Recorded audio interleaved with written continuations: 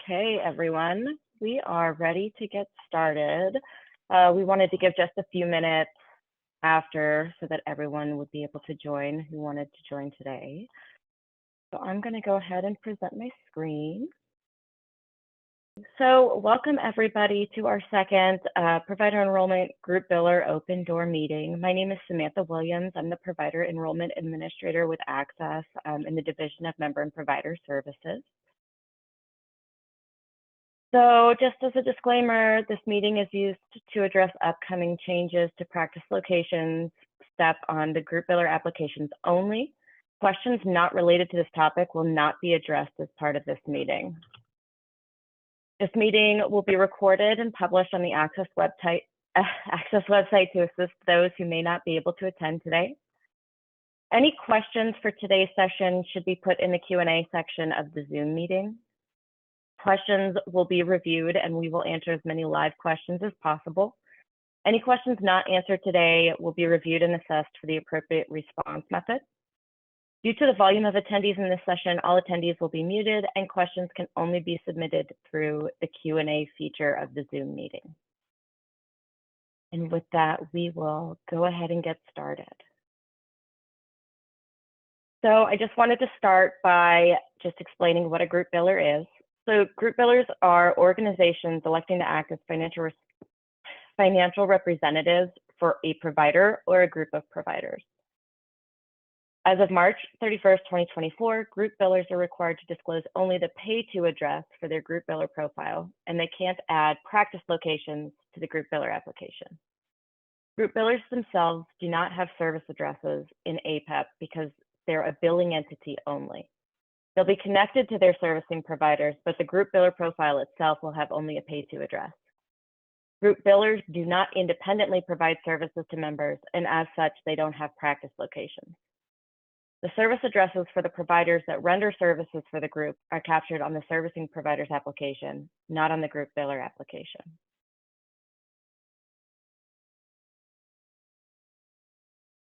So I'm just going to take you through what this is going to look like in APEP as far as the group biller application compared to the rendering service provider application. So here we're seeing a group biller application and the steps associated with it.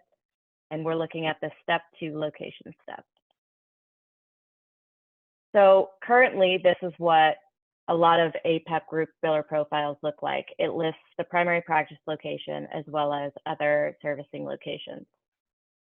But this is just the group biller profile. So it's really not appropriate for a group biller profile to reflect a primary practice address because it makes it look like the group biller renders services, even though it's really their servicing provider that renders services.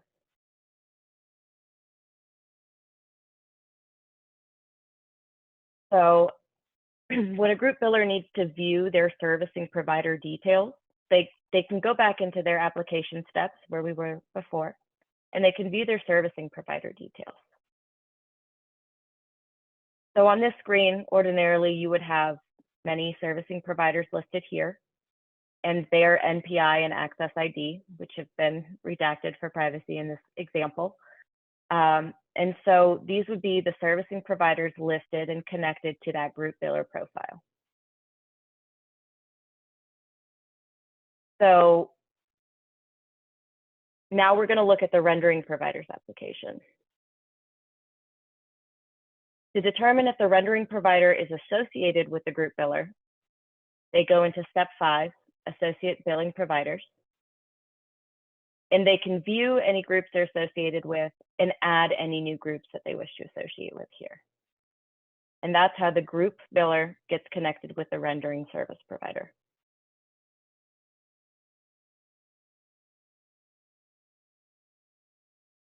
So on this rendering provider application, that's how you view and make sure that the rendering provider is associated with the group. Also on the rendering providers application, they have the same location step as shown before for the group biller. So this would be the step 2 locations on the rendering provider application is where the rendering provider lists each of their practice locations.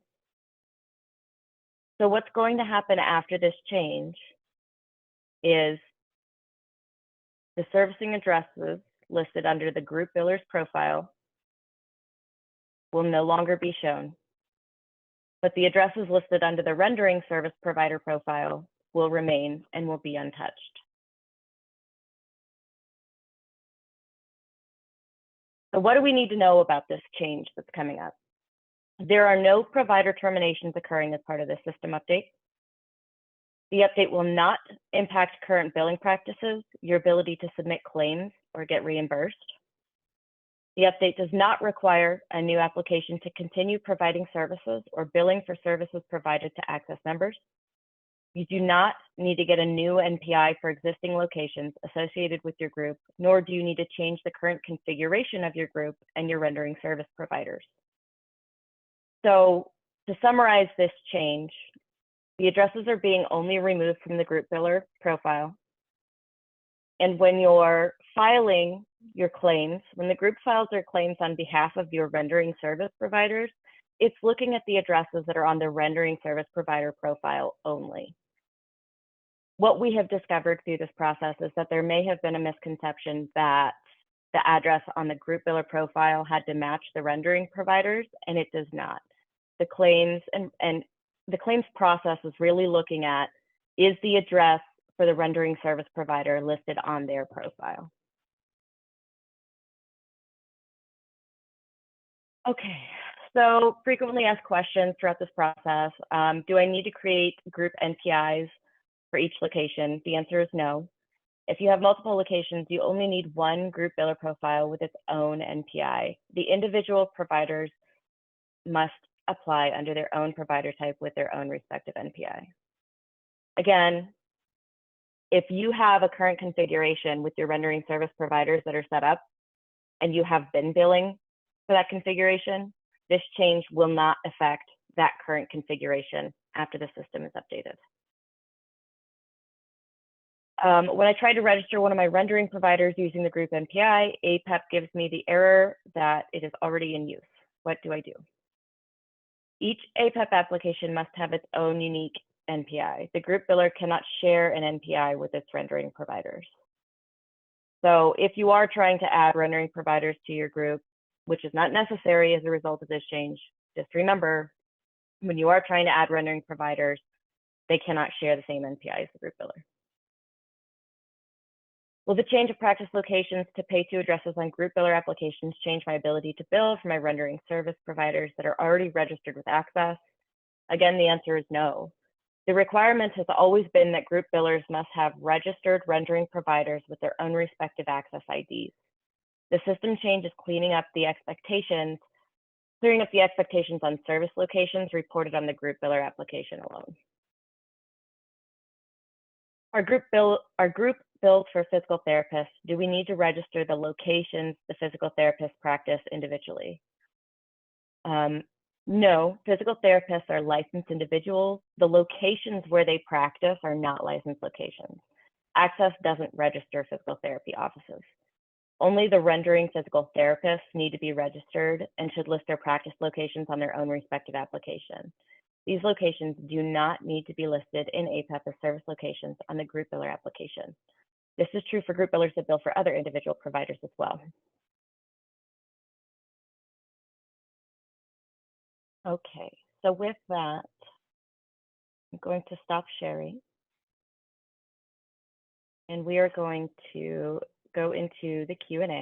And so I just want to restate that any questions that are not related to the group biller updates that will be occurring on March 31st, any questions not related to that change will not be addressed as part of this meeting today. So one of the questions in the chat or in the question and answer is, we are group practice with 15 locations. Do we need to make payment for all of our locations? So I just want to restate that the changes that are occurring don't require new enrollments to continue billing practices. So if you are voluntarily enrolling other clinics as part of your group, there could be an application fee for those clinic applications individually if that's what you're choosing to do. But again, this change that's happening with the group biller profiles should not impact your ability to bill on your current configuration. So this question says, as changes are made to our access profile, how long do the changes take to be updated? Will this interrupt our payments or billing operations? So the changes in regards to the group biller profiles not having practice locations will not interrupt any payments or billing operations or any sort of registration setup as they exist today.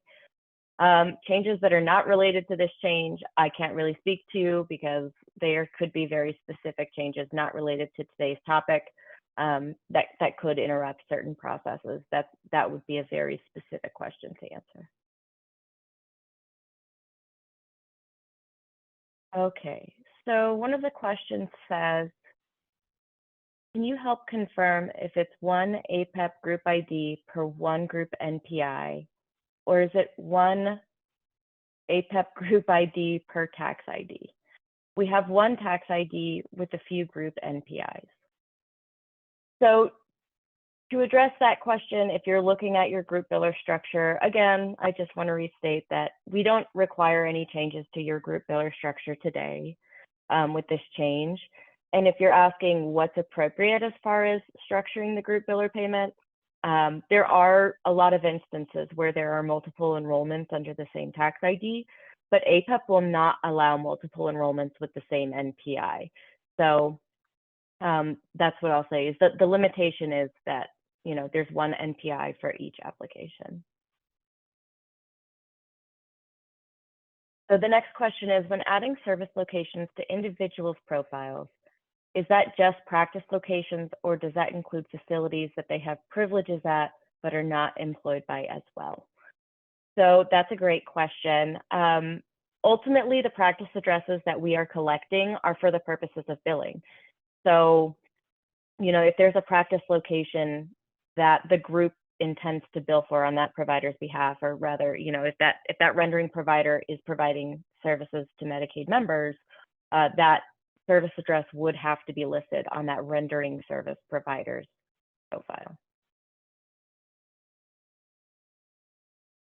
So this question says, would you please talk about if and where you do keep track multiple practice locations that are under each group biller?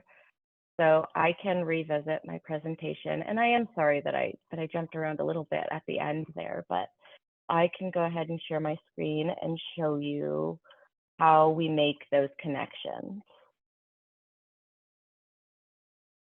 So I'm going to take us back to, this is the group biller application. So you can go into your group biller application and view your service provider details. When you go in there, it does not list the locations for each rendering provider, but when you go into that step, you can see who you have listed. The only way you can see the practice addresses for your rendering providers is by going into their individual profiles. So, for example, if I'm a nurse practitioner associated with a group, you would be able to see my name listed here.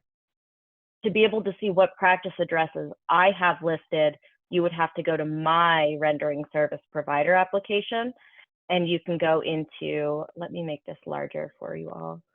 You would be able to go into this step 2 locations under my rendering service provider location, and that step will tell you any location that I, as a nurse practitioner, am listing as my servicing location as the rendering provider.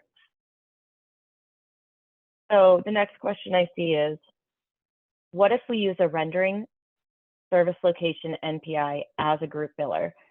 Do we need to create a new NPI as just the group biller to enroll with access? You don't, as a result of this system change, I will tell you no, you don't. I mean, as a result of this system change, you do not need to go out and separately apply for an NPI. I will tell you that if you are trying to register a rendering service location with the same NPI as that new group biller, you're not going to be able to do that, and you'll need to have 2 unique NPIs if you are trying to register a new rendering provider with the same one. Okay. Next question says, do those practice locations that were on the group biller now need their own access ID? There are up to 70 clinics on each one, and each one does not have its own NPI W9 PIN. How would we accomplish that without those items? So if you're saying that you have multiple locations on your group biller profile, but you're billing for individuals on your current configuration, you will still be able to do that after this change is completed. And that's more of that speaks to more of how your organization is doing your billing directly through those individuals who are listing those servicing locations on their own profile.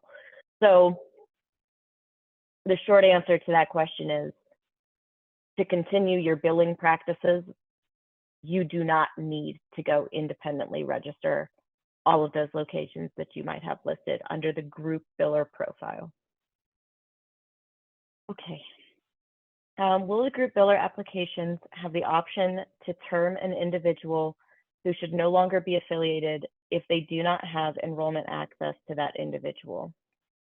That is not a current functionality in APEP where the affiliation can be terminated through the group biller profile. If the group does have the need to terminate one of the individual providers, they can send an email to us through our contact information on the Access website.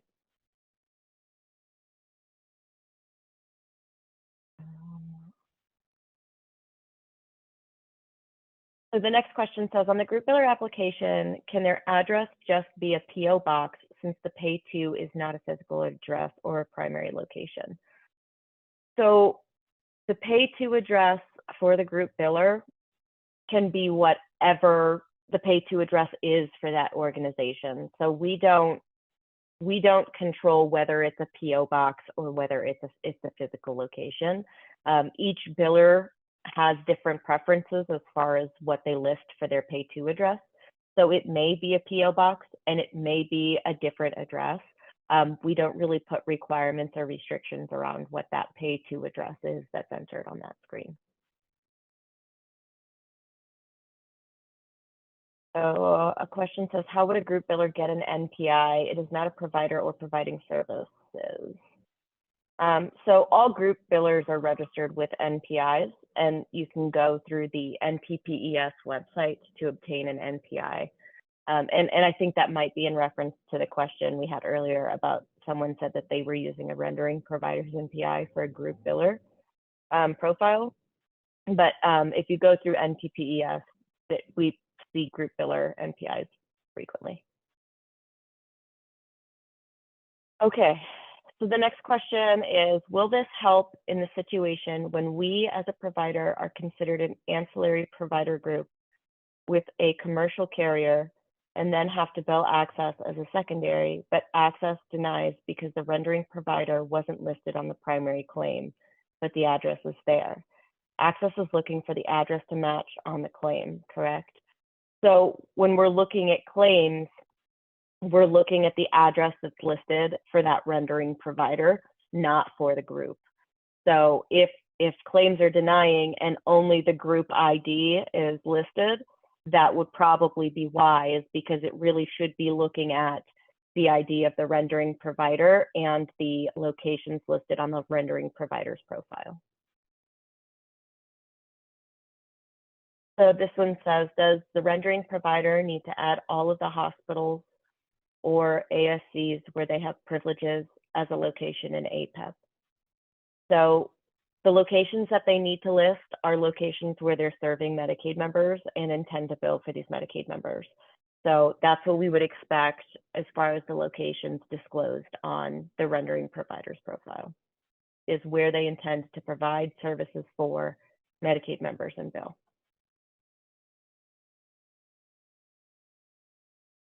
So this says, do we need to fix a group biller application if other locations are currently listed, or will APEP remove them? So that's a great question. No, they'll be systematically removed from just the group biller profiles on our side. So after that system change goes in, if you go into your APEP application afterwards, you'll see that that step 2 will actually be reflected on the group biller profile as pay to instead of location. So providers don't need to take any action as a result of this system change. We're going to do that on our side.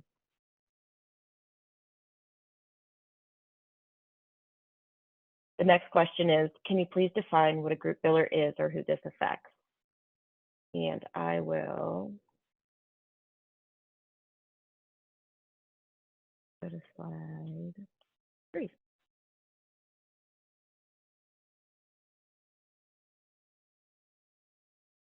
So a group biller is an organization that elects as financial representatives for a provider or a group of providers. So a group biller is basically the billing entity on behalf of these servicing providers.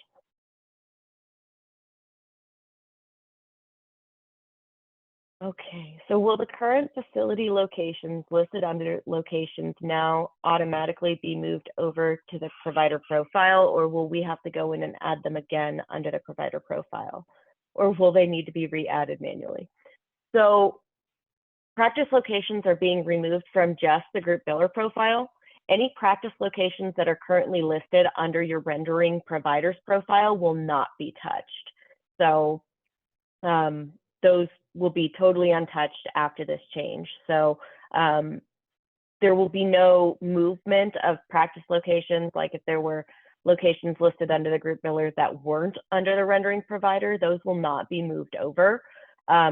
Just those rendering provider profiles will stay as they exist today. And so just for some added clarification there, if there were addresses listed on the group biller profile before that were not on the rendering provider's profile, those claims would not have paid because they should be looking at the rendering provider's location, not practice addresses on the group biller profile. So that so that is not a change. That's not different from this system change. That's something that has always been true.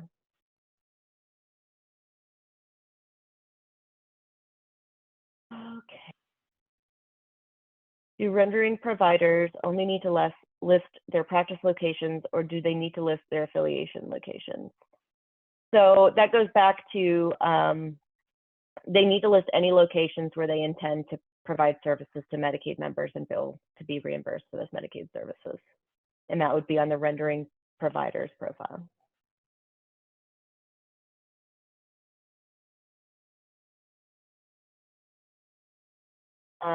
So this question says, if this doesn't affect billing, why are we not able to access payments?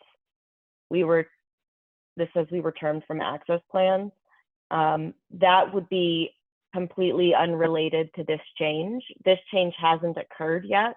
It's due to occur on March 31st. And so if you are experiencing issues with billing or contracts with our managed care organizations, it is related to something that is not related to this group biller change.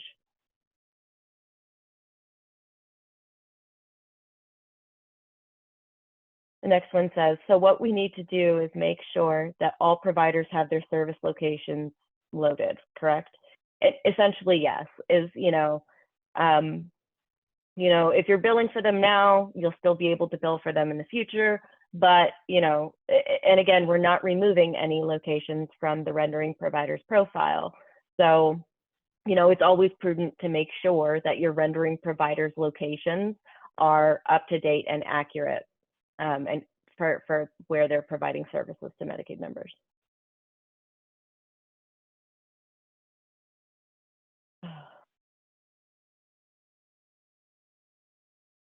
So this says, if the servicing locations need to be added to rendering provider applications, what happens if the change is not processed in APEP by 3/31? So this change is not changing any ability to bill. So if it wasn't on the rendering service provider's profile before March 31st, those claims would deny. And if it's not on the profile after March 31st, the claims would still deny. So again, this change is not impacting any ability to be reimbursed for services under your current configuration. So if the change isn't processed by 3/31, again, this change doesn't really have an impact on that because the location should have always been captured on the rendering provider's application. If we are going to be adding a new practice location, would the process to be added to the group biller profile first, or will the update happen when we enroll the new provider using the new practice location?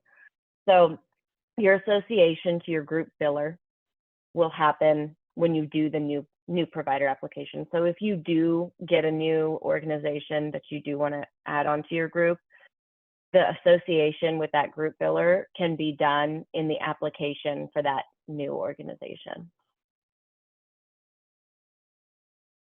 So this says our group did release claims and received letters stating that we needed an NPI for each location. If we only need one NPI, why would we receive this letter? Again, since this change has not occurred yet, I feel like those claims denials have something to do that is unrelated to this change, because just remember, this change is happening on March 31st. So if you're experiencing any sort of claims issues currently, this group biller update has nothing to do with those issues you may be experiencing today.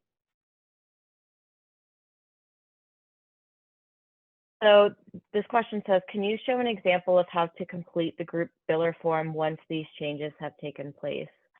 And unfortunately, I don't have a screenshot of what the system will look like afterwards, but I will tell you it's going to look almost exactly like this for the group biller application, except instead of locations, it will just say pay to address. And then when you go into that application step, it will list only one address instead of all of these, and it will say pay to address here. So the screen and the functionality will look very similar to what you're used to, I mean, basically identical to what you're used to seeing today, except for group billers, instead of primary practice location, because group billers don't practice, it'll say pay to address.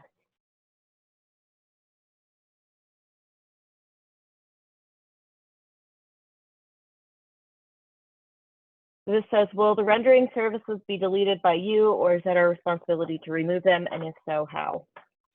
So the additional service locations, all of those service locations on the group biller profile itself, we are going to systematically remove those. Any addresses listed on the rendering service provider's profile currently, those will not be touched at all. So this says we have 2 locations and only one group NPI. Do we need to use the primary location listed on APEP on the claim form? We would put the primary location as the billing entity for both locations. I don't deal with claims directly, and so I don't know. I'm a little bit lost on that question, but I will tell you that the way you are billing currently will not change after March 31st. So however you are listing your locations currently will be the same after March 31st. So this says, does the rendering service location have any impact on the pay to address? Our group pay to address for individual providers, but the provider is only seeing the service locations as an option.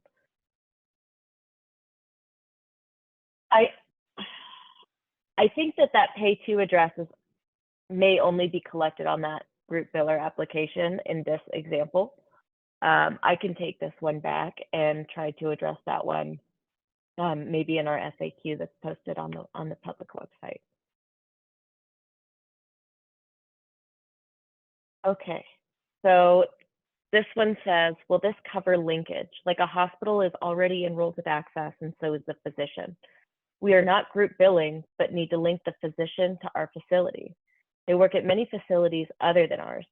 How does the business office bill claims when we cannot get the physician linked?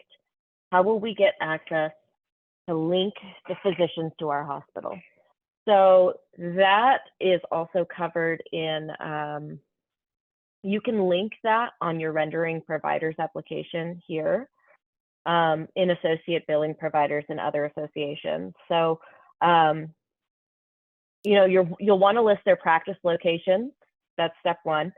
And then you can still associate, you can use this step to associate with the group biller. So if they have a group biller that, you know, they're working with, but you can also add hospital associations. You can add other organization associations in this step 5 step as well.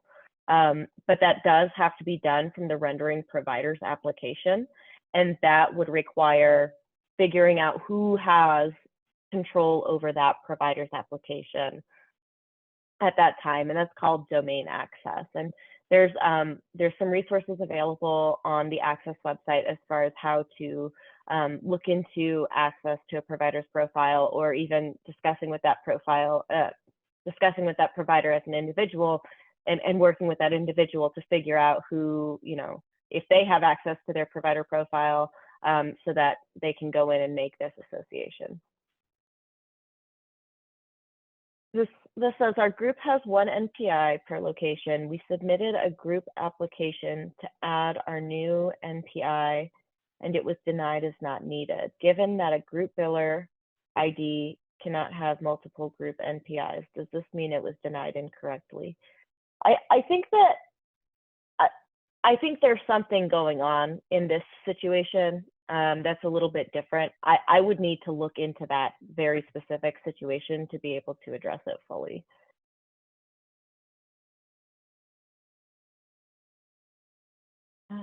Should a group have a provider type other than a group payment ID? So in general, if a group biller is registered as a group biller without any rendering service providers under it, they're not going to be able to bill for anything, because group biller profiles have to have that rendering service provider associated with them to be able to bill and be reimbursed for services.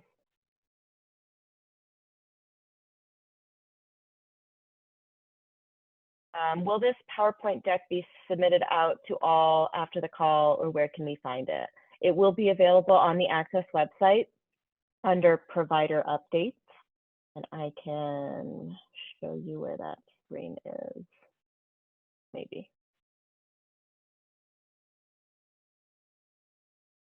So on the Access website, under the APEP link, there's a page called Provider Updates.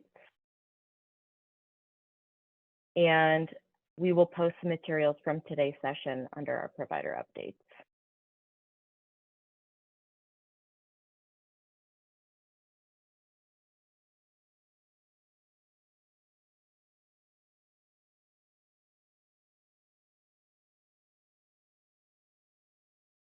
Which step is the pay to address in for group billers? It's going to be in step 2.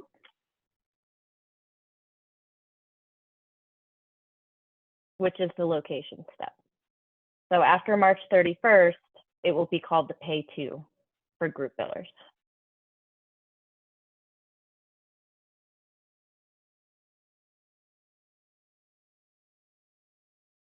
This says, just to confirm, each location needs its own group biller, NPI, and access number. So I don't think that's correct. So multiple rendering service providers can be under one group biller. So that's kind of like how I show here. You know, there, in this example, there's 3 rendering providers under their one group biller organization. For each box that's represented here, each one of those has their own NPI, the group NPI and each rendering service provider NPI. You would not need a group biller application for each one of these rendering service providers. It is okay to have just one.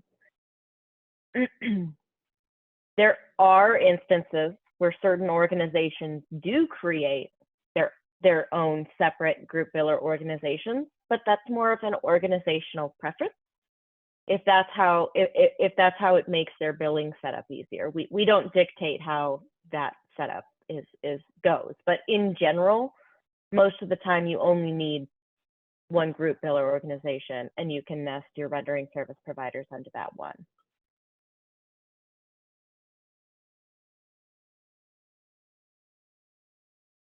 Is group biller the same as MCO enrollment, or is it fee for service? So a group biller is electing as a financial responsibility for a group of providers, or any provider or group of providers. Those rendering providers can be contracted through an MCO, or can also provide service to our fee-for-service population. That's more of a preference, but a group biller is not the same as an MCO or fee-for-service. A group biller is, an application type to establish that group billing responsibility on behalf of our rendering service providers.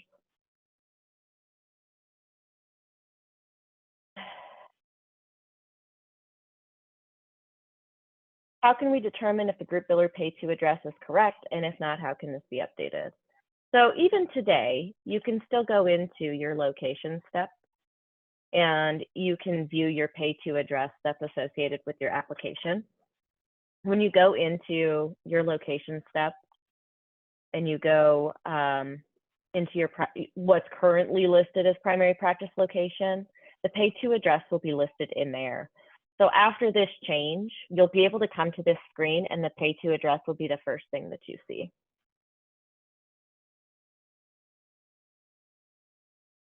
Will the provider's location effective date versus the date of service on the claim be a factor? So with this change, there will be no change to the rendering service provider locations or the dates that they're effective.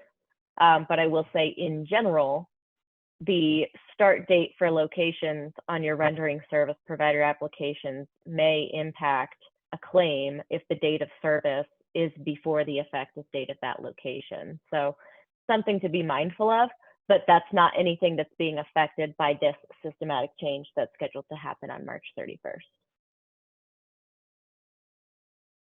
Does the locations that are going to be linked to rendering providers need a different NPI? So if you're billing for those providers today with those locations on the rendering service providers applications, there is nothing is changing beyond that. So this change does not result in needing a new NPI or a new application for any of your organizations. So if you're billing successfully for your rendering service providers today with their current location set up, then that's not going to change at all with this change. So we've tested this change. It is not impacting any claims processes.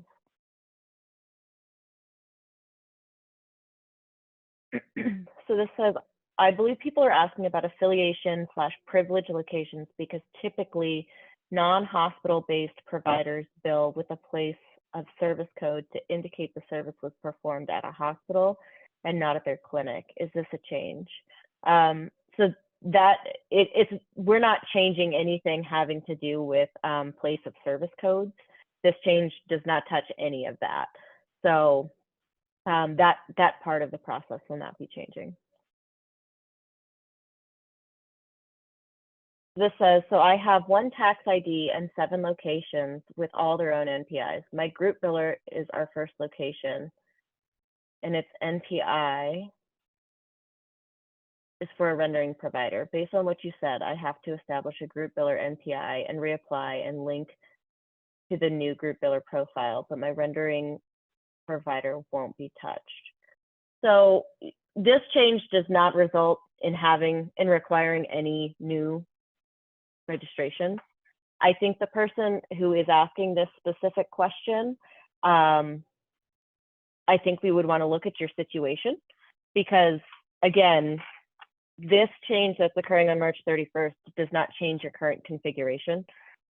So if your NPI that's associated with your group biller application is for a rendering provider, I think we would want to look at that as a case specific change. But again, this change that's happening on March 31st does not require any changes to your current registered configuration as far as rendering service providers that are registered and associated with their current group billers.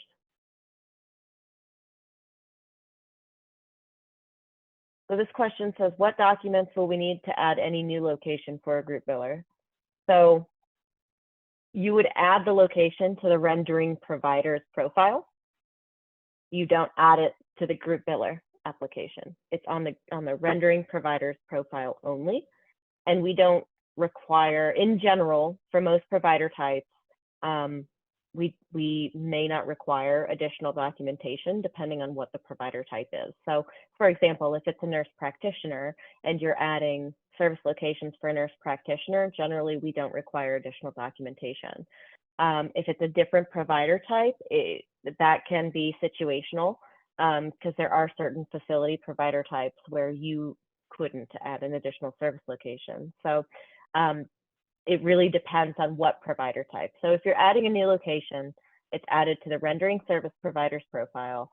And depending on the provider type really depends on if any further documentation is needed to approve that location on that rendering provider's profile. So this says, if we add a practice location, do we need to go add it to every rendering provider in that practice? In general, I would, if every rendering provider in that practice intends to serve Medicaid members and be reimbursed for it, you would want to add their practice location to those profiles because that's what would allow claims to pay out for those rendering service providers. So again, the service addresses that are listed on your rendering service providers profiles, you're going to want to list any practice address where they're serving Medicaid members and seeking reimbursement. This one says, can you confirm nowhere under the group are you tracking all the clinic locations associated with the group any longer, and the only way you know of the clinic locations is what we associate with the rendering service provider? That's correct. This one says a brand new service address location should be added to the rendering service provider application only, correct? We would not be updated to the group biller app, correct? So that's correct. Group biller applications will not collect any service addresses where services are provided to our access members. They're collected on the rendering service provider application.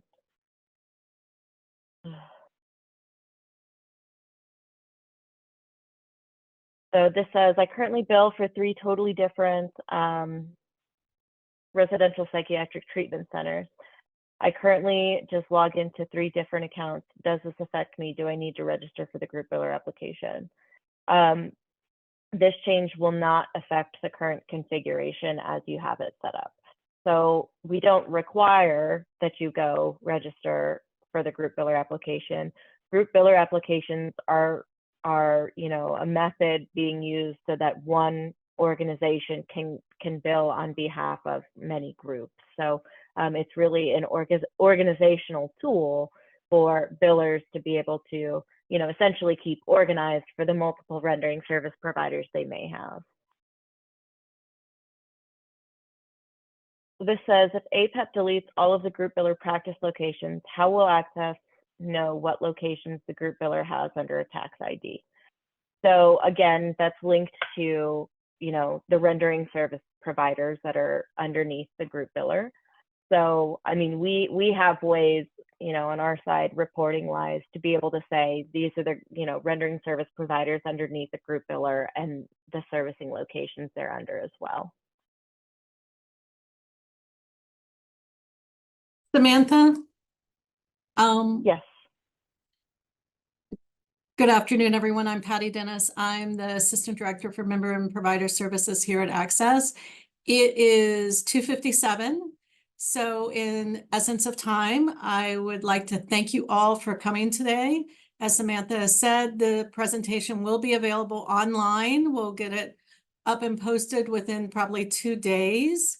And our last one from a couple weeks ago is there now, where Samantha covered most of the very similar information, and that resource is available to you as well.